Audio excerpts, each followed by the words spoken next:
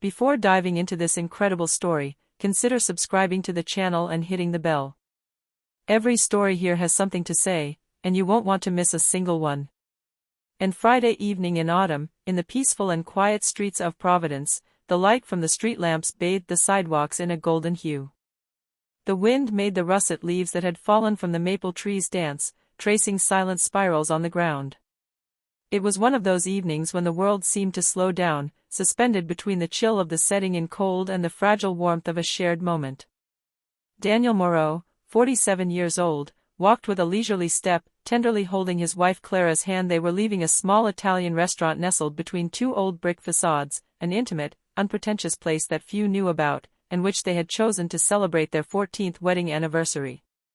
Clara wore a midnight blue dress, simple but elegant, which delicately hugged her curves. With each movement, her lavender scent left behind a subtle, almost nostalgic trace. Her laughter, clear as a bell, still echoed in the alley, an echo of a complicity they had cultivated for years. She sometimes stopped to admire a window display or comment on the Halloween decorations hanging on the balconies, while Daniel listened to her in silence, a soft smile playing on the corners of his lips. He, in a sober suit, his shirt open at the collar, wore the discreet elegance of men who have nothing left to prove. His graying hair framed a calm face, marked by time but without bitterness. His salt and pepper beard, carefully tailored, added to her poised appearance. At first glance, Daniel looked ordinary. Too ordinary, the quiet, orderly man who lives for his wife and simple pleasures. But behind this facade of serenity, behind this almost ashen-gray look, was hiding something old, an invisible density. A tension he contained, an instinct he repressed. His gestures, always slow and precise, were not those of a simple retired civil servant, but of a man trained to anticipate, to control every detail of his environment. That evening, as he distractedly watched the shadows dance on the walls, his brain, without wanting to, was already mapping the issues, noted the crossed faces, the cars parked too close. An old reflex. As if a part of him never slept. Clara didn't ask any more questions. She had come to understand, over the years, that her husband carried a silence too heavy to be shared.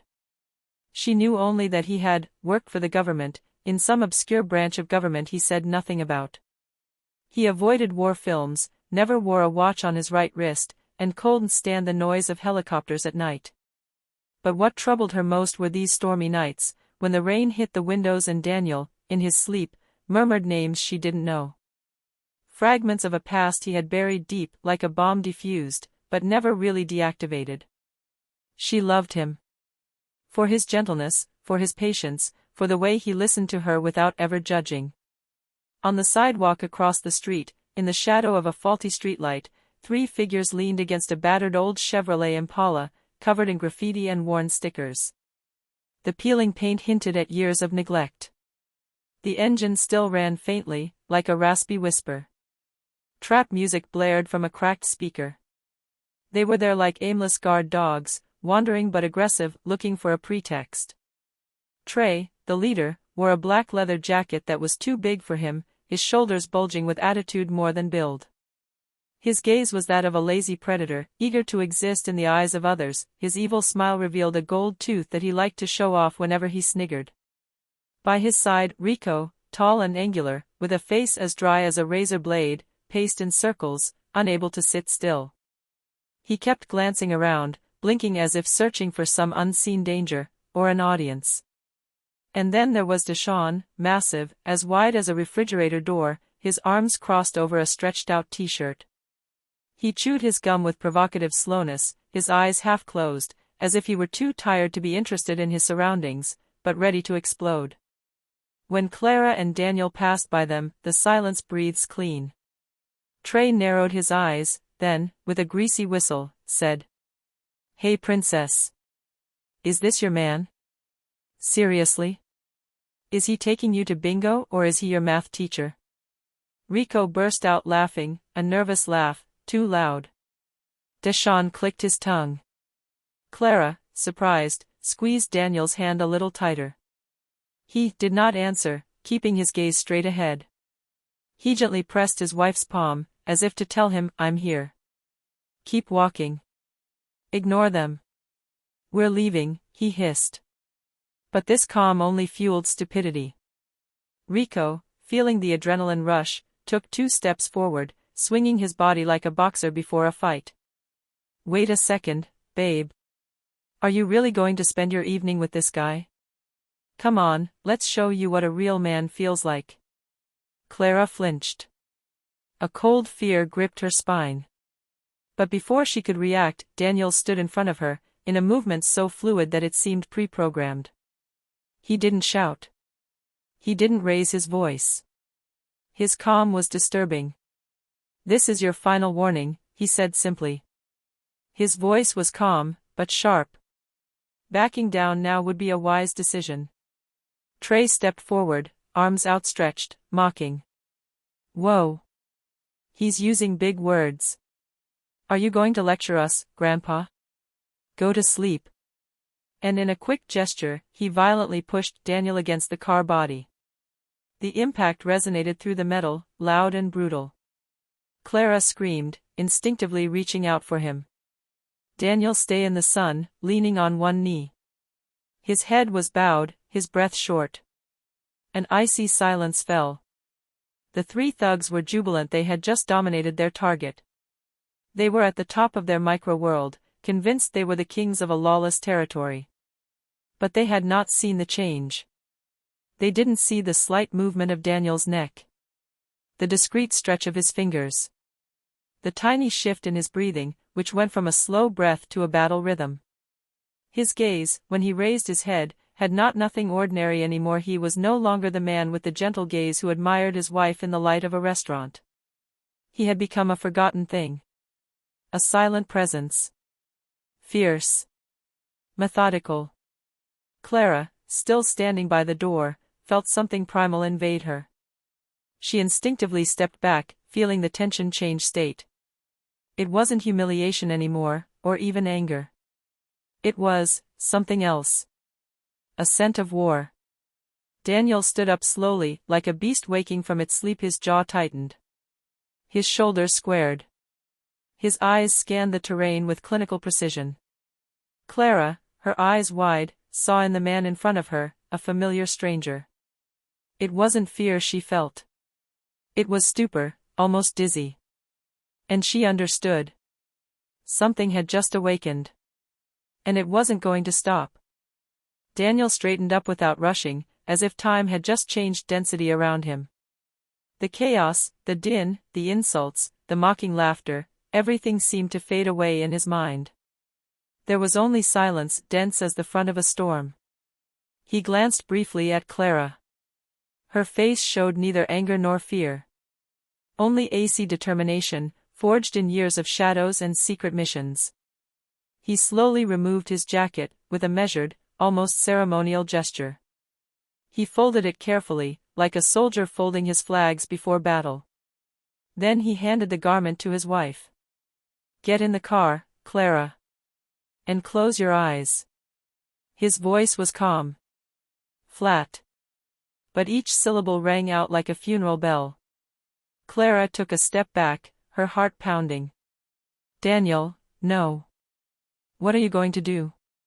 He stared at her. There was no trace of the tender husband in his eyes. Only something unknown, something frightening. What they woke up. He then turned to the 3 young men, who had stopped laughing. Something in Daniel's attitude had just changed the temperature of the air. He didn't need to shout, it was his body, his gaze, his silence that spoke. His step was fluid, without hesitation. As if he were dancing with an invisible enemy, already calculating trajectories before the slightest movement. Rico, still nervous, wanted to strike first, believing he could take the lead. He threw a wide, brutal, poorly controlled blow, more to impress than to land a hit, fatal error. Daniel didn't dodge. He absorbed the movement, leaned down at just the right moment, grabbed Rico's wrist and, in a sharp gesture, precise as a scalpel, twisted it at an impossible angle. And dry crackle, followed by a scream. Rico fell to his knees, clutching his dislocated arm, tears welling up in pain. Trey, panicking, pulled out a butterfly knife, unfolding it clumsily. I'll open the door for you, you old fool. More Daniel was already upon him. He stepped forward quickly and struck him a sharp blow or sternum, holding his breath, then followed up with a strike in the hollow of the throat. Trey staggered back, his eyes rolling back in his head, unable to speak or breathe. He collapsed with a hoarse gasp, the weapons still in hand. Deshawn, who had been in the background until then, understood that this was not an ordinary fight. It wasn't even a fight, it was a demonstration. The survival instinct took over. He turned on his heels, wanted to flee. More Daniel leaps like a feline. His foot described a precise arc, a roundhouse kick perfectly executed, which struck Deshawn in the temple. The impact was dull. The colossus literally flew against the brick wall, and collapsed with a groan, groggy, arms crossed. Silence fell again. Passers-by, frozen at a distance, didn't even dare to film. The scene was nothing like a street performance.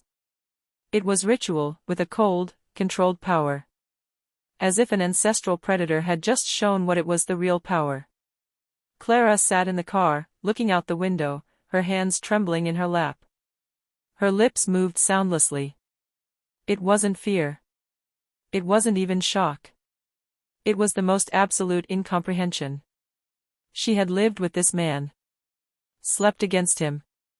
Shared his life.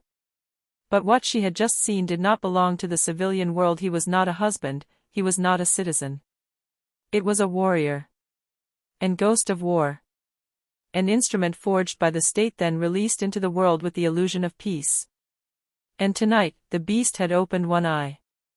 Sirens wailed on the horizon, split by the cold evening air, the echo reverberated off the brick walls, growing like the announcement of an event that no one could control anymore. A police patrol burst into the alley at full speed. 2 officers rushed out, weapons in hand. Flashing lights projected blue and red flashes onto the tense faces of the onlookers. The ground was littered with debris, moans, and terrified looks. One of the thugs was vomiting, another was crying, the third was motionless. The youngest agent, Officer Benton, rushed straight towards Daniel, thinking he saw a dangerous assailant. He shouted, "Is everything okay here? Sir, you need to move aside immediately and..." But his colleague, Sergeant Jenkins, a sunken-faced veteran, stopped dead in his tracks. His eyes widened, as if he had just seen a ghost. He abruptly grabbed his teammate's arm. "Stop. Right now." "But, why? This guy just knocked 3 of them down." Jenkins walked slowly, as if each step brought back memories he would rather forget. He eyed Daniel with caution mixed with deep respect. "My God. Are you Daniel Moreau?" Daniel didn't answer right away. He slowly looked up at the policeman, his gaze as calm as it was sharp. Jenkins blanched. "Spectre." Benton frowned, confused. "Who?" Jenkins, his eyes fixed on Daniel, replied in a deep, almost solemn voice. "A code name. From the program Ghost Sentinel. Clandestine Special Forces. Black Ops. I saw his training file. He was part of an erasure unit. This guy survived 17 impossible missions, without reinforcements, without cover, often without official return. The kind of soldier you only send when the mission has no chance. He disappeared more than 15 years ago.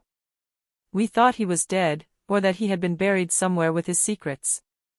Daniel nodded slowly. "I hung up a long time ago. I got out of all that. I tried to become a normal man. But tonight, these kids woke me up something else." Jenkins turned to the thugs on the ground, moaning, some in shock. He made a quick signal to the radio. "Send an ambulance. Several injured. No immediate danger." Trey, lying on the asphalt, his mouth bleeding, stared at Daniel as if observing a supernatural entity. His lips trembled.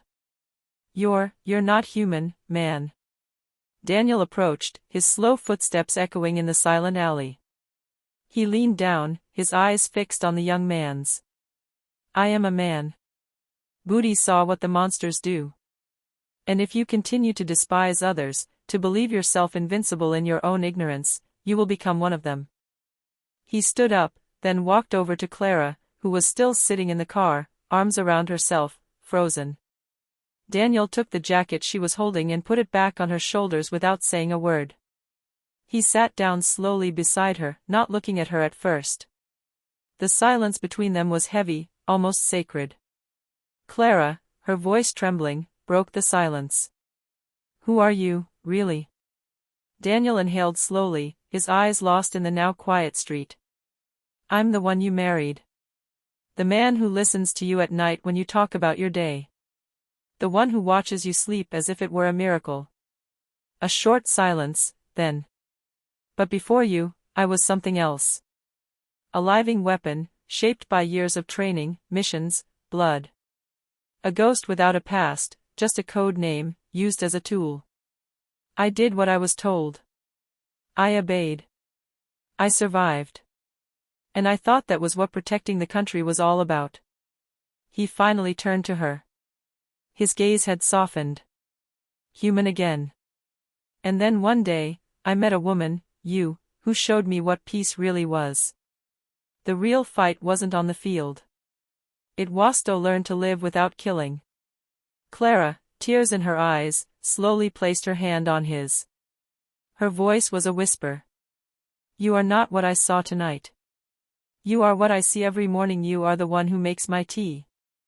The one who worries when I cough. The one who loves me, quietly." Daniel looked down, overcome with an emotion he hadn't experienced on the battlefield. He gently squeezed her fingers around his. "Maybe it's you, my real mission." A few weeks later, calm had returned to the streets of Providence. Autumn had given way to a quiet winter. The dead leaves were nothing more than memories, swept away by the wind like the echoes of a memorable night. A night some would never forget. Trey, Rico, and Deshawn had quietly left town. No fight, no goodbye. Just a silent departure, like fading shadows. Trey is said to have gone north to a small town in Pennsylvania that he reportedly found work as a nursing assistant in a nursing home. A surprising vocation for those who knew him as arrogant and impulsive. But the scars of that night, invisible to others, remained burning. One day, while he was helping a bedridden former soldier adjust his blanket, the old man stared at him for a long time. "You're shaking." "Why?" Trey had smiled sadly, his gaze lost. "Because one day, I saw the devil. But he had the eyes of a man at peace. He didn't talk about it often. But when he did, it was always with the same phrase. There are men you meet once, and it changes you for life. His name was Daniel. But to me, he was a ghost. A living warning." Rico, meanwhile, returned to live with his aunt in the Bronx. That he completely changed his appearance, shaved his head, left the streets. He now works in a mechanic's shop and never talks about the nights he spent acting up. To those who ask him why he has become so calm, he simply replies, "I thought I was strong. Until the day I came across a wall in the shape of a man." As for Deshawn, he has entered a community program for young offenders. Ironically, he now teaches anger management. He often begins his sessions with these words. "I learned to breathe. Because a guy showed me what happens when you don't listen to the signs. He didn't just knock me down. He woke me up." In Providence, the rumors have calmed down, but those who witnessed that night, or even those who simply heard the stories, instinctively lower their voices when they pass Daniel Moreau. He continues to walk every Saturday morning, hand in hand with Clara, in the park by the lake. They talk about everything. About nothing. Flowers that are slow to bloom. Hot chocolate to try. About life going on. But sometimes, a passerby crosses their path, slows down when they see them, and then stops. Not to ask for a photo. Not to talk. Just to look, and think. Because those who know, no longer laugh. They see in his eyes a calm light, but also an ancient fire. A modest figure, but an aura heavy as steel. The man with the salt and pepper beard, with a leisurely step, is not just a discreet retiree. He is a man you only provoke once. and who, even in silence, reminds the world that some shadows never sleep.